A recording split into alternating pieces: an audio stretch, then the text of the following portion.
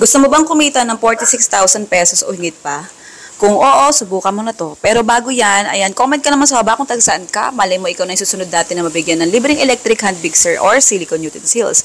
Ayan, una, maglagay tayo ng tubig, tapos itlog, 6 na piraso. Sa tubig, 1/4 cup yun. Tapos haluin lang natin. Hindi na masyadong kailangang haluhulin to ng bongga.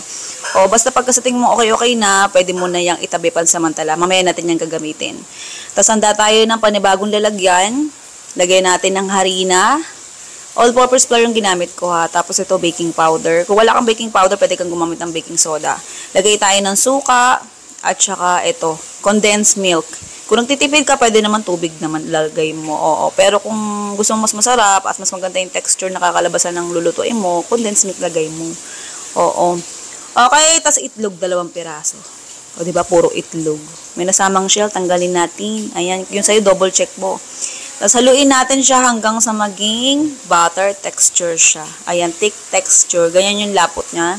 Tabi lang natin. Tapos magsalang tayo ng 4-hole pan dito sa ating kalan. Maglagay ng mantika. Hindi na kailangan intayong uminit. Oo, sindihan mo yung kalan. Tapos, ayan, spread mo lang siya. Tapos pwede ka na agad magsalang agad-agad. Sa ano natin, dito sa butter, bawat hole, lagyan natin siya ng 2 scoop ng, measuring spoon. Takpan natin. Pero pwede lang hindi natakpan to ha. Oo, kung yung 4-hole pan mo, walang takip, pwede na yan. Ayan, 2 klase ng 4-hole pan yung ginamit ko rito. Ayan, para mabilis. Oo. Yung mantika, pwedeng isang beses ka lang maglagay. Ayan, habang iniintay natin maluto tong kabila, lagyan na natin tang itlog itong isang 4-hole pan natin. Pero wag mo munang sisintayin yung kalan. Intayin mo munang, maluto ng malapit na itong niluto nating pancake. Oo, bago natin sindihan yung kalan. Pagkatingin mo, ito, ayan, ihahango mo na, tsaka mo sindihan yung kalan. Hindi kasi pwedeng ilagay mo tong pancake dito sa ibabaw ng itlog ng luto na. Hindi didikit kasi yan. Ayan, tandaan, wag kakalimutan. Okay? Next, ito, yung cheese. Ayan, nahiwa ko na yan. Depende sa'yo kung gano'ng ka pala ilalagay mo yung cheese, ha. Ayan, pagkatingin mo, ayan, bago pa maluto itlog, lagay mo na yung cheese mo.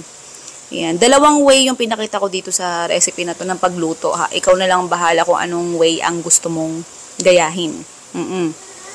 Hindi mo kailangang to ha, yung cheese, hindi mo kailangang lutuin ng sobra o bongga. Basta pagkalagay mo ng cheese, bilang ka lang mga 5 segundo, ganyan, o kaya 10 seconds. Oo, tapos patay mo na yung apoy. Tapos kusa nang lulusaw dyan yung cheese. Ang ginamit kong cheese dito, quick melt. Oo, pero depende sa'yo kung anong cheese ang gusto mong gamitin ha. Oo. Okay, habang hinahangon natin yan, comment ka naman sa baba kung taga saan ka. Malay mo ikaw na susunod natin na mabigyan ng libreng electric hand mixer or silicone utensils. Ayan, monthly yun. Oo, abang-abang ka na.